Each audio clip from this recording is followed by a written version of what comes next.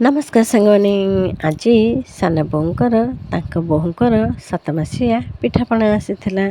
ମାନେ ମୋ ସାନ ଯାଆ ଜ୍ୟୋତିର ତାଙ୍କ ଘରୁ ପଳେଇ ଆସିଥିଲା। ତା ପାଇଁକା ନେଇକି ଆସିଥିଲେ 7 ମାସିଆ ପିଠାପଣା। ତାଙ୍କ ଘର ଲୋକ ସମସ୍ତେ ଖୁଆଇକି ଯାଇସାରିଲା ପରେ ଶାଶୁ 3 ଜଣ ଖୁଆଇ ଦେଇଥିଲେ। ତାପରେ ଆମେ ରହିଯାଇଥିଲୁ ଯାଆ, ଝିଆରୀ, ନଣନ୍ଦ, ନଣନ୍ଦଙ୍କ ଶାଶୁ। ଆମେ ସମସ୍ତେ ତାକୁ ଖୁଆଇ ସାରିଲା ପରେ ଆମେ ସମସ୍ତେ ଖାଇ ଦେଇଥିଲୁ।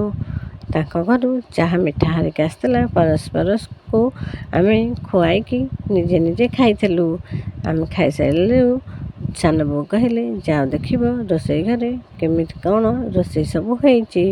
ଆମେ ପଳେଇ ଆସିଥିଲୁ ଯାଆ ମାନେ ରୋଷେଇ ଘରକୁ ରୋଷେଇ ଦେଖିବା ଲାଗି।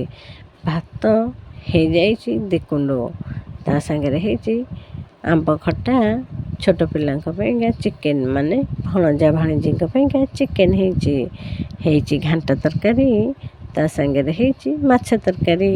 ପାମ୍ପଡ଼ ତ କମ୍ପଲସରି, ଏଇଟା ତ କହିବାକୁ ପଡ଼ିବନି। ଏତିକ ରୋଷେଇ ଆଜି ତାଙ୍କର ପିଠାପଣାରେ ହେଇଥିଲା। ସମସ୍ତଙ୍କୁ ଖଲି ପକେଇ ଦେଇ 4 ଯାଆ ଯାକ ଲାଗିଗଲୁ ବଢ଼ାବଢ଼ିରେ। ଆମେ 2 ଜଣ ଯାଆ, ବଡ଼ ଶ୍ୱଶୁରଙ୍କର ତାଙ୍କ 2 ବୋହୂ, ସେ ଅପା 2 ଜଣ ଲାଗିଗଲେ ବି। ଆମେ ସମସ୍ତେ କିଏ ଭାତ ଦେଲା, କିଏ ତରକାରୀ ଦେଲା, କିଏ ଖଲି ପକେଇଲା, କିଏ ପାଣି ଦେଲା, କିଏ ଯାହା କାମ ଯାହା ହାତରେ ପଡ଼ିଲା ଯେଝା କାମ ଯେଝା ମାନେ ନିଜ ଭିତରେ ନିଜେ ଆମେ ବହୁତ ଆରାମସେ ବଢ଼ିଆ ସେ କଲୁ।